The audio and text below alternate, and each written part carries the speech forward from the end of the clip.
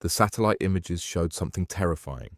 300,000 Russian troops massing at the border, their tanks stretching 40 kilometers into the frozen wasteland. What happens when the largest army in Europe prepares for total war? Ukrainian commander Andriy stood in the freezing command bunker, his breath visible in the cold air, staring at the red marks flooding his tactical map. "They're coming in 72 hours, his intelligence officer reported, hands shaking as he held the decoded transmission. Andriy had studied every Russian invasion since World War II, and he knew their strategy: overwhelming force, rapid advancement, encirclement. The Ukrainian strategy was brutal in its simplicity. Turn their own land into a killing field, use every river, every forest, every building as a weapon. In the city of Kyiv, 50 kilometers from the border, civilians were evacuating, mothers clutching children, elderly couples carrying single suitcases containing their entire lives. Then the reconnaissance drones picked up something that changed everything. The Russians were moving tactical nuclear weapons to forward positions. Andriy's hand trembled as he picked up the secure phone to NATO headquarters. This was no longer just Ukraine's war. Within 6 hours, American F-35 fighter jets were airborne from Polish bases, British destroyers entered the Black Sea, and German Leopard tanks rolled toward the Polish-Ukrainian border. At 03:47 hours on a moonless February night, the first Russian artillery shells screamed across the border, exploding into Ukrainian positions with devastating fury. Ukrainian defenders in their fortified trenches felt the earth shake as 152 mm shells detonated around them, dirt and shrapnel filling the air like deadly rain.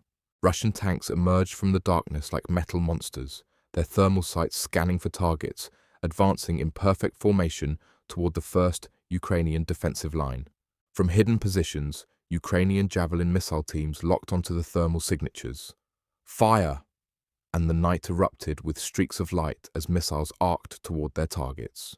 The lead Russian tank exploded in a fireball that lit up the entire battlefield, its turret blown 40 feet into the air, secondary explosions ripping through the vehicle. But for every tank destroyed, 3 more kept advancing.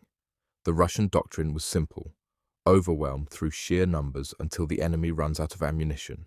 Andriy watched the battle from the command center, his eyes burning from exhaustion, making calculations.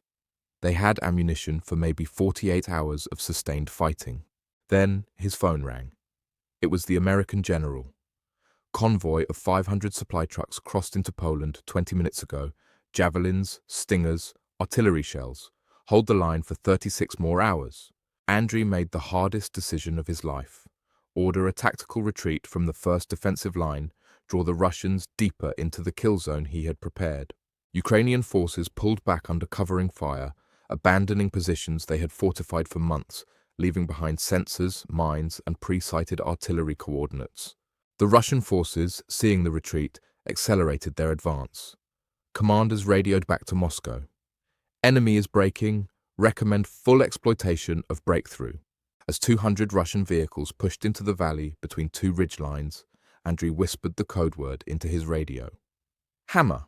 From both ridgelines, every Ukrainian artillery piece fired simultaneously: 150 mm shells, HIMARS rockets, mortar rounds, turning the valley into an apocalyptic storm of fire and steel.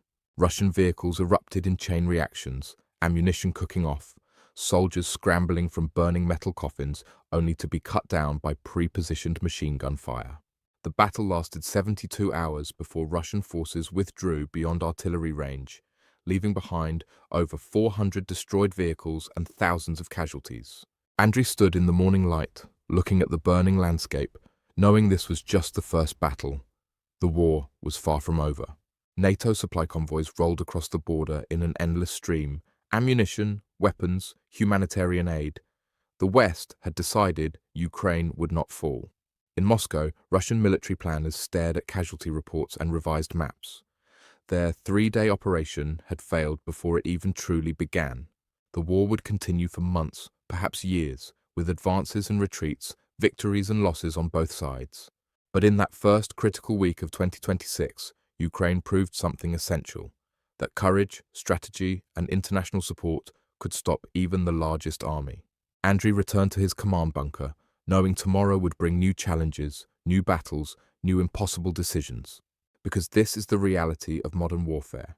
There are no clean endings, no final victories, only the will to fight another day. The fight for freedom continues.